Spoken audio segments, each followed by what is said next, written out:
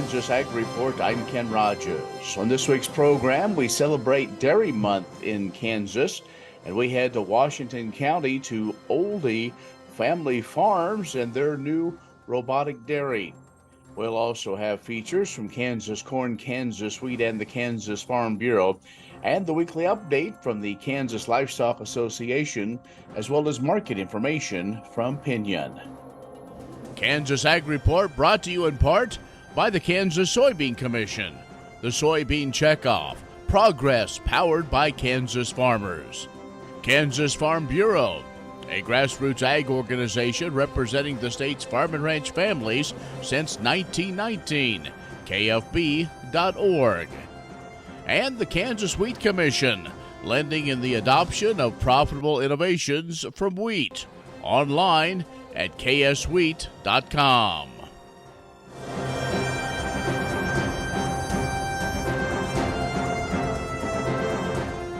In agricultural news, Kansas Senator Dr. Roger Marshall has introduced legislation that amends the Richard Russell National School Lunch Act.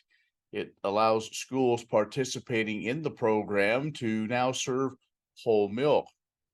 The Dietary Guidelines for Americans reports that nearly 90% of Americans do not meet their daily dairy intake of the recommendations that are made. The Kansas Republican senator said he truly believes that food is medicine, and by increasing kids' access to milk will help prevent some health complications down the road and encourage nutrient-rich diets for years to come. Now, back in 2010, Congress passed the Healthy Hunger-Free Kids Act that amended the nutrition standards in the school lunch program. Among the changes at that time, the law mandated that flavored milk must be fat-free within the program. In May of 2017, USDA announced a rule that allowed schools to receive waivers for low-fat flavored milk rather than that only fat-free. Leading nutritionists have found that whole dairy fats have non-negative effects on a diet and may even reduce the risk of heart disease. USDA's Economic Research Service reports that in 2022, Conservation Reserve Program acreage rose to 22 million acres.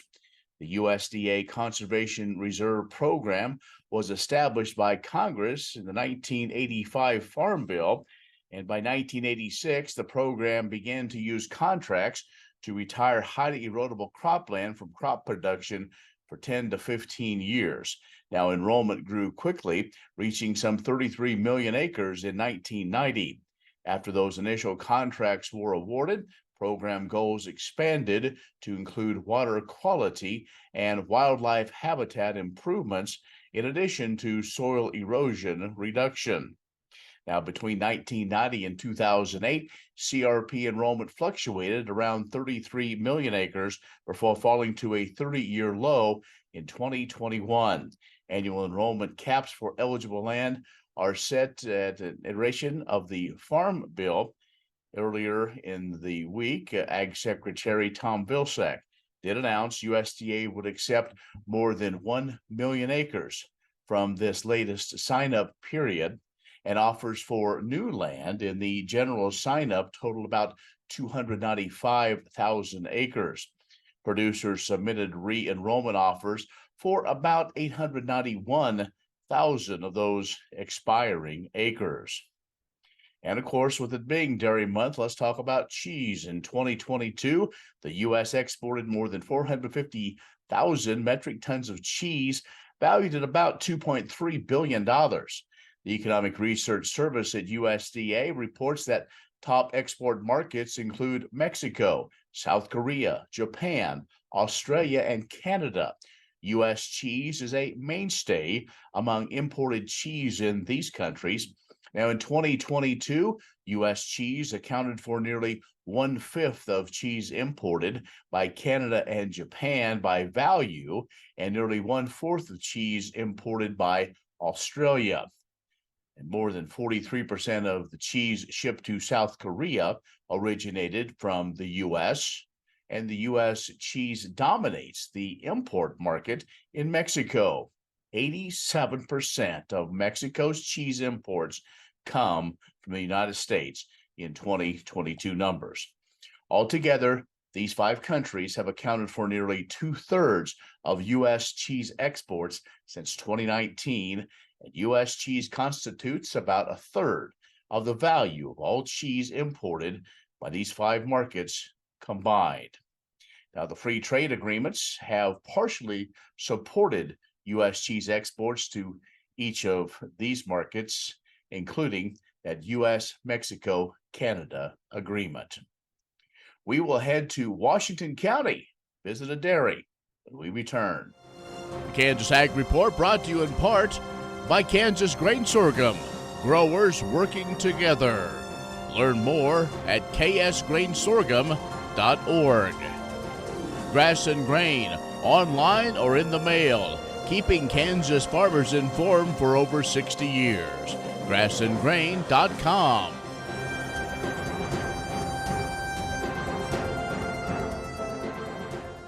Welcome back. It is Dairy Month in Kansas, and what a better way to celebrate than being on a Kansas dairy farm. And joining us is Justin Ohlde. We're just outside of the metropolis of Morrowville in Washington County. So, and to celebrate, you had an open house of a new facility. Yep. We started a robotic dairy here in December. So I wanted to have everybody out and kind of show them what we're doing.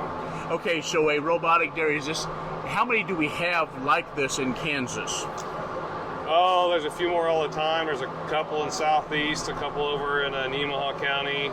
I don't know the exact number, but probably somewhere between 6 and 10. So we talk about robotics, we're talking about the milking. It's not all a bunch of robots. We still have human folks that are helping along. Yes, yeah. No, we still have people do the feeding, do the stall maintenance, animal health, those types of things. So, and then obviously you gotta take care of the robots. So. Okay, so it's Dairy Month, and so great to celebrate the industry, and also a family farm. As we continue to see this dairy industry burgeon in Kansas, you are one of these. Ohlde's is a name all over the state of Kansas, and so if you all decided now to make this commitment moving forward to bring in that other generation, and for you all to say, hey, we want to stick out the dairy. So Grandpa started back. It was actually an FFA project. So we started with 3 cows, and then Dad partnered with them, I think in 1980, right in there, something like that. So, and then kind of in the mid-90s, they decided, or they came to the conclusion they needed to either get out or get bigger. The registered herd, high milking, all that kind of stuff. And it was the 4 boys, so that was probably a little bit of a decision to stay with it to keep us out of trouble. So we did that, and then we kind of started growing back then, and we're up to 3 locations and almost 4,000 cows altogether now. So, and then I've got 3 daughters. We got a nephew and 1, 2, 3 nieces. So wow. There's quite the next level, their next generation coming up. So in the family, you're got right here on the state line. So it's and this facilities are on a major highway through, so easy to get milk in and out of, and other places. So has transportation been an issue getting milk off the farm? No, not generally. We've got good haulers. They've done a good job. Having a spot to go with it from the plant standpoint is especially through COVID and the spring's been a little bit challenging, but as far as the truck drivers go and everything, they've done really well. So great. All right, Justin Ohlde from Ohlde Dairy. We're just outside of Morrowville, Kansas. It is Dairy Month in the state. We're going to take a quick break. Come back with more in just a moment. Kansas Ag Report brought to you in part by the Kansas Livestock Association, supporting members' business interests and meeting consumer demands. KLA.org. Ohlde Seed Farms, carrying soil-specific seed. Find them on the web at ohldeseed.com. That's OHLDE seed.com. And Kansas Corn, building the future at kansascorn.com.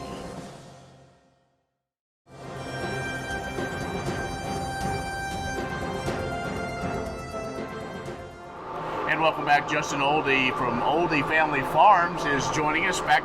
We're at their operation in Washington County. Just had an open house. You can see some folks still here. And we're going to talk a little about what's going on with Kansas Dairy. But first, let's do a little federal. You know, we know that a Kansas native is now head of one of the organizations. They're going to be the paid head, you know, of that. Also, the Farm Bill being discussed. Milk is part of that. Ag Chairman Thompson is working hard to get maybe that whole milk and other and flavored milk back in the school lunch program. Yeah, no, I think that's fantastic.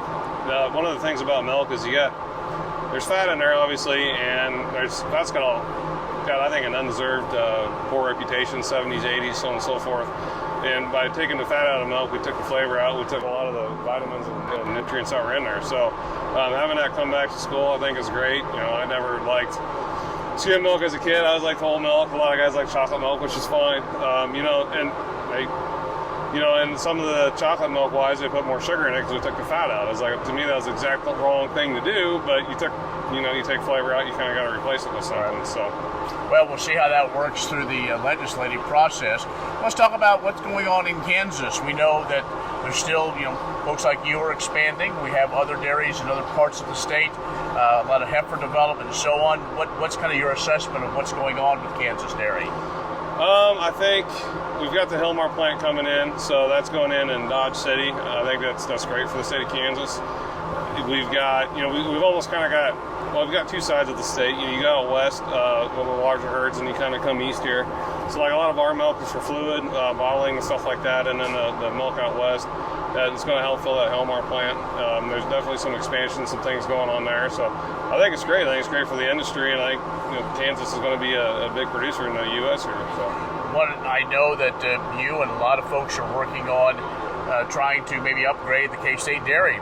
There's a rich history of dairy research being done here at K-State, and as the industry continues to grow, that's something that I think we're going to take a harder look at.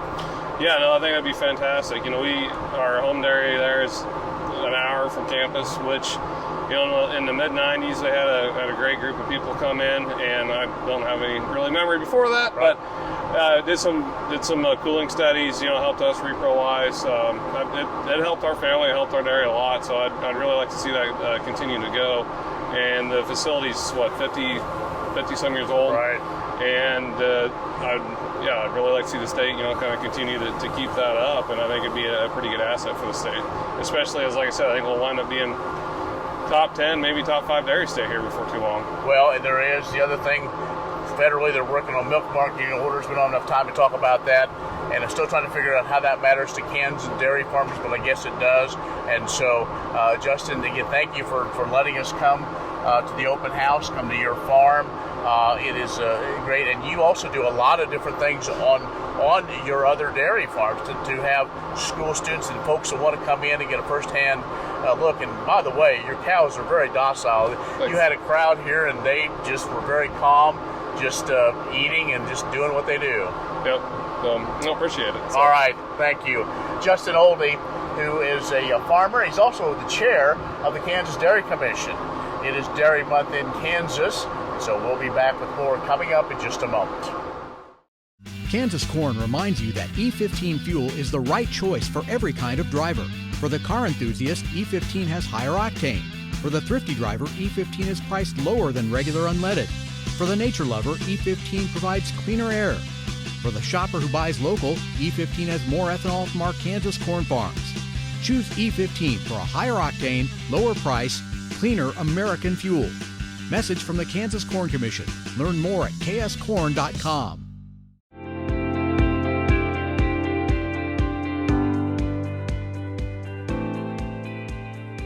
Greetings from Kansas Corn STEM. We have a summer scientist kit available for educators looking for a fun activity for their students during the summer. Kit provides everything that you would need to educate your students about the scientific method and how light impacts plant growth.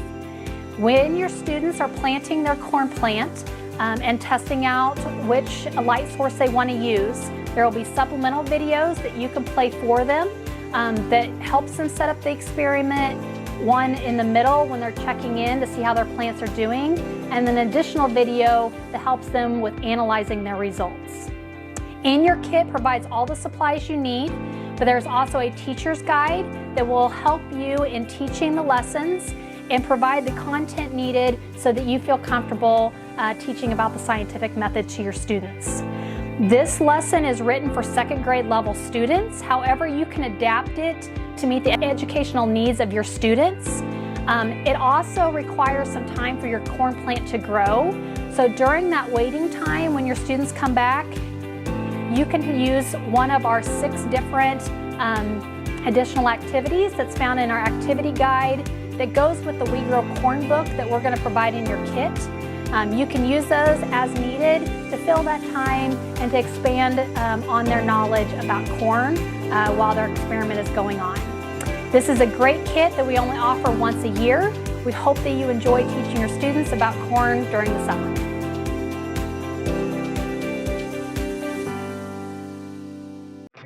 Next time you see a beautiful field of corn, reach out and thank the farmers who work tirelessly to raise corn for livestock feed, renewable fuels, and exports to feed a growing world population. The farmers on the Kansas Corn Commission work for Kansas Corn with grower-funded checkoff dollars that support foreign and domestic market development, research, promotion, and education to expand opportunities for Kansas farmers. To learn more, visit kscorn.com. Imagine turning soybean oil, used cooking oils, and waste animal fats into fuel so amazing it drives U.S. jobs and our economy forward. Learn more about biodiesel at americasadvancedbiofuel.com. The Kansas Wheat Innovation Center in Manhattan is rediscovering ways to get improved varieties and new genetics in the hands of farmers faster. Grower-led and checkoff-funded research initiatives are bringing about positive change. This grassroots leadership provides a strong voice in Topeka and Washington, D.C. Now is the time to partner with Kansas Wheat in moving wheat forward. Kansas Wheat Commission and Kansas Association of Wheat Growers. Farmers investing in their future and yours. Log on to rediscoverwheat.org.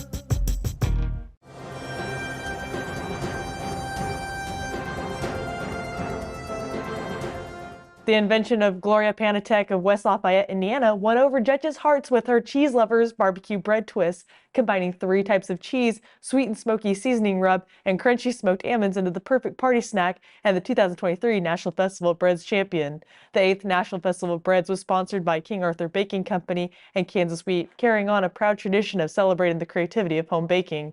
Additional contributions were made by the Stafford County Flour Mills Company, Kansas Soybean Commission, Kansas Corn Commission, Texas Wheat, Hy-Vee of Manhattan, and Manhattan Convention and Visitors Bureau. Home bakers from coast to coast put their best breads on the line as they submitted more than 200 recipes in one of 4 categories: say cheese, go nuts, wholesome and healthy, and quick and easy. Then, a group of culinary professionals, food marketing and baking educators sifted through the entries and judged recipes based on a set of criteria, including recipe creativity and originality, ease of preparation, detailed instructions, nutritional value, eating quality, flavor, and aroma.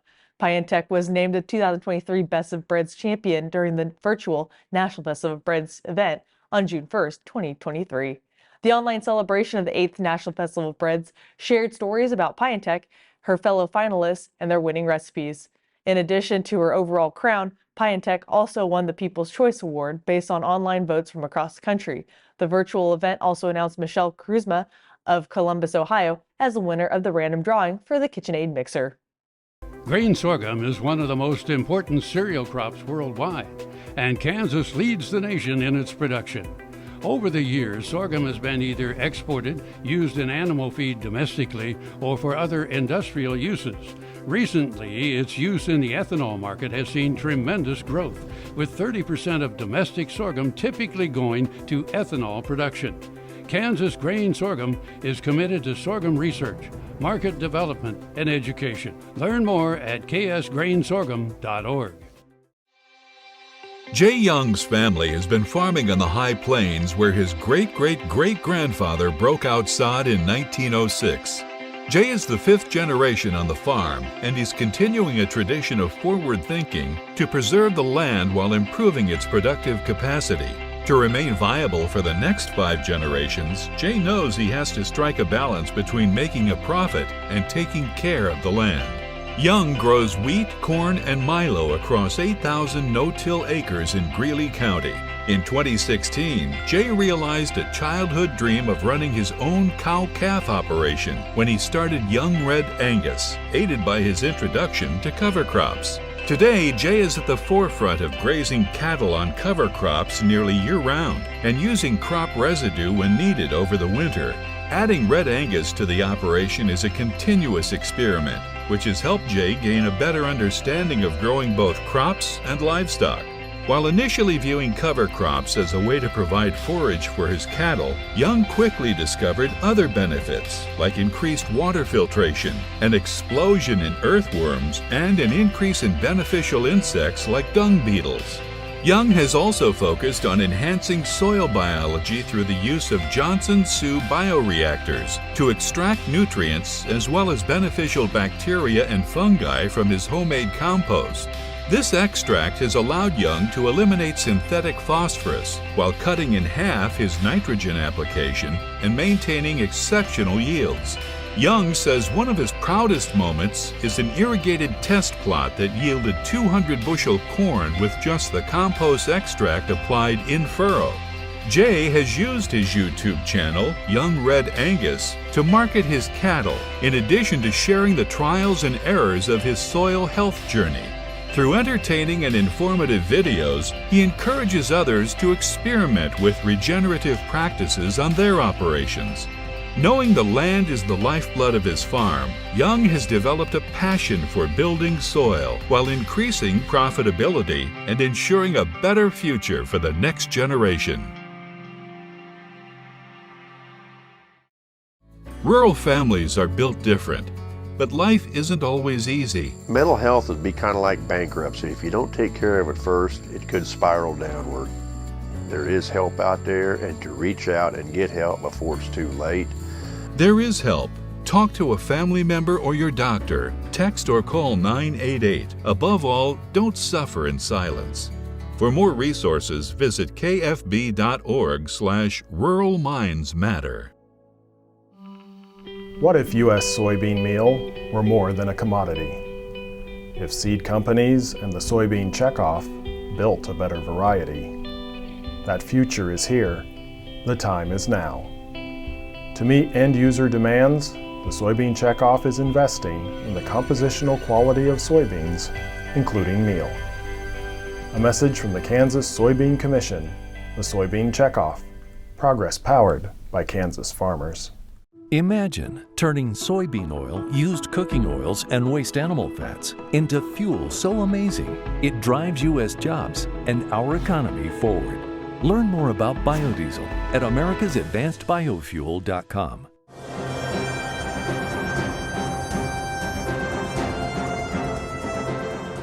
The Supreme Court issued its long-awaited opinion in the Sackett v. EPA case, the court's most recent decision about which water features are subject to the Federal Clean Water Act. In its unanimous 9-0 holding, the court ruled in favor of the Sackett family, finding their wetlands do not fall under federal jurisdiction. NCBA and KLA strongly support this ruling. The High Court also soundly rejected the contentious significant nexus test. This test has been used to clarify that certain bodies of water, such as tributaries and wetlands, are subject to the Clean Water Act based on their connection to and effect on larger downstream waters. Instead of the significant nexus test, the majority of the court adopted the continuous surface connection test for determining Clean Water Act jurisdiction. Under this standard, wetlands are jurisdictional only when they have a continuous surface connection to bodies that are actual waters of the U.S., so that there is no clear demarcation between waters and wetlands. Most justices also found the Act limits its jurisdiction to traditional navigable waters and only those relatively permanent, standing, or continuously flowing bodies of water connected to a traditional navigable water. In practice, this likely means isolated wetlands and other ephemeral features are not subject to the Federal Clean Water Act. The Supreme Court's decision puts the 2023 Biden Waters of the U.S. definition on shaky ground by significantly limiting executive overreach and restoring predictability to the Act. It also likely will allow states and other litigants like NCBA, who previously obtained a preliminary injunction against the Biden administration's WOTUS rule, to ask the court to immediately vacate the rule. Many seed companies claim to offer the latest genetics, But how many have tested those genetics in soils just like yours? The Ohlde Seed Know to Grow research program has fully tested the latest seed genetics in soils that are right in your neighborhood. The Ohlde Seed Know to Grow program can recommend the best performing hybrids from technologies like Enlist, Extend, and Liberty Link that will optimize the yield and profit of every acre on your farm. Contact Ohlde Seed today.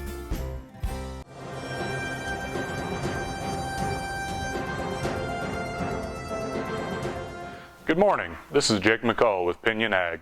We are steadily making our way into the summer growing season after a very rapid spring planting pace. Now that the majority of the crop is in the ground, all eyes will be on the weather forecast to determine this year's crop, and the market will be watching. So far, there's still a lot of ground with less moisture than would be ideal, especially in western Kansas and Nebraska. However, some relief has been found in scattered showers over the past few weeks that will attempt to replenish soil moisture where it can. Grains rallied across the board last week going into Memorial Day weekend, but from there it will largely be a weather market as we see that the U.S. is continually priced over the world market, a phenomenon demonstrated continually by poor export numbers. Cattle markets continue to march higher as we've seen an unseasonably strong cash trade for fat steers. With a large spread between northern and southern cash prices, it is likely that cattle will be trucked from south to north to fill this opportunity. In other spaces, all markets are still watching to see how the debt ceiling will be handled in D.C. While it is more than likely a deal will be reached, it is always a subject that unnerves Wall Street investors. If you have any questions or would like to discuss your marketing strategies, feel free to reach out at 888-452-8751. I'm Jake McCall with Pinion Ag, and I hope you have a safe and productive day. That's our show this week. Be social with us online, KansasAgReport.net, or our social media channels. I'm Ken Rogers. Thanks for watching. We'll see you next week on the Kansas Ag Report. Kansas Corn reminds you that E15 fuel is the right choice for every kind of driver. For the car enthusiast, E15 has higher octane. For the thrifty driver, E15 is priced lower than regular unleaded. For the nature lover, E15 provides cleaner air. For the shopper who buys local, E15 has more ethanol from our Kansas corn farms. Choose E15 for a higher octane, lower price, cleaner American fuel. Message from the Kansas Corn Commission. Learn more at kscorn.com. Sorghum is one of the most important cereal crops worldwide, and Kansas leads the nation in its production. Over the years, sorghum has been either exported, used in animal feed domestically, or for other industrial uses. Recently, its use in the ethanol market has seen tremendous growth, with 30% of domestic sorghum typically going to ethanol production. Kansas Grain Sorghum is committed to sorghum research, market development, and education. Learn more at ksgrainsorghum.org.